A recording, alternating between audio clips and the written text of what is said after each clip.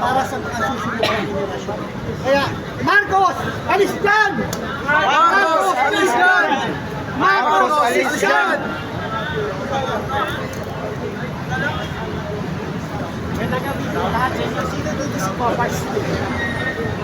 Wala? Wala dito. Kasi siya yung nag-upload yung ano ko. Sa studio lang yan. Nag-upload na mahal ng Asia. Ang topic ko ngayon Wala bang ano, ay walang- masaya ako dahil ang INC Megapon? ay nagsiklara na Lubat ata. magkakaroon sila. Lubat? Ang frustration ko ay how many religious denomination are there in the Philippines? Ang INC lang ba ang nakakaalam na ang corruption sa Kongreso ay todo-todo? INC lang ba ang nakaalam na tayo ay ninakawan ng 25 tons of food? INC lang ba ang nakakaalam na ang PINER, ang DSIS, ang SSS ay ninanakaw ng ating pangad na presidente? How many more religious leaders come and join the INC? Sino ang sinusunod nyo? The will of God or the will of the Allah or the will of the devils residing in Malacanang? Gumisip na tayo bawat Pilipino. We only have one country. Isa lang ang bansa natin. Ilan pa tayo nanakawan muli? Marcos noon magnanakaw, ngayon mas magnanakaw ang Marcos ngayon. Ako pangkaraniwan tao lang ako. Paglapas ko sa daan, makakakita ako ng kwento ko lang sa iyo. Isang nagtutulak ng kariton. Kasama ang pamilya. Minsan tinanong ko siya, saan kayo nakatira? Ang tinuro niya sa akin ay kariton. siya. Kaya nga malaya siya magpapahayag pero hindi siya makakauwi ng Pinas at dito sa US. Minsan naglalakad ako sa Siya kalsada. dahil May sa nakisa banta. akong isang pamilya. Sabi niya Nagkakarito, nagkakalakad. Tinanong ko yung ama. Sabi ko, saan ka nakatira? Tinuro niya sa akin yung karito. Kasi nasa harapan siya na ng overcourt eh. Kasi sabi niya sa akin, kaya sila nasa overcourt, yung kanilang needs, maniligo, ay nagpapaalam sila doon sa nakasign sa overcourt.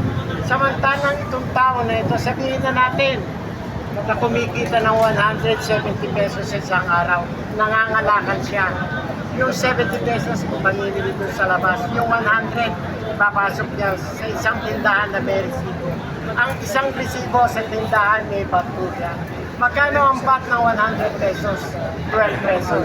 I-multiply mo yan sa 365, it is almost 4,300 pesos.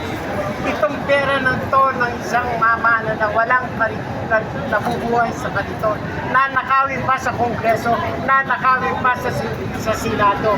Wala ba kayong awa dyan? Kay gaganda ng mga damit nyo, nakasignature pa kayo. Ang relo nyo mahirap bigkasin dahil masyadong mahal. Nasaan ang inyong mga puso? Nasaan ang inyong mga kaluluwa?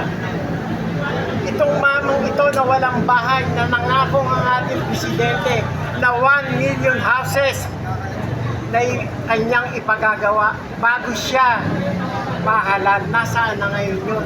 Ni 300,000 nata, wala pa. Sino ang kanyang kontraktor sa nagagawa ng housing dito? Mga kapwa ko Pilipino, magising na po tayo. Wala na tayong pera after 3 more years. Pag si Marcos pa kung naging presidente natin hanggang matapos sa 2028, wala na po tayong pera. May mga religious leaders, pasensya na po kayo. It's about time na sundin natin kung ano ang totoo. Alam niyo naman malinong-alina ang presidente natin. Saan pa kayo papanik? The will of God or the will of the devils residing in Malacanang Palace. Yun lang po ako. Tandaan niyo muli, Goliath was defeated by David because God prepared them. Yun lang po. And I know we will win this. But it's only a matter of days. Natatandaan ko nung nasa EDSA kami. Kakaunti kami. Merong kasabihan sa scriptures, from small things comes which is great. Kakaunti tayo, kakaunti ang nagsasalita na kami. When INC came out it will be another Guinness Book of Record. Nung nakarang rally na ISC, Guinness Book of Record, more than 1.5 million.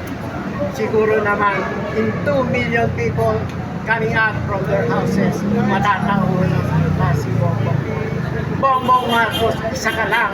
We are 120 million Filipinos. Nagmamakaawa na kami. Maawa ka naman sa amin. Kasi yung hirap namin, hindi mo natanas. Kaya ganyan ka. You are mentally not sound. You're physically not capable. Please, step down na.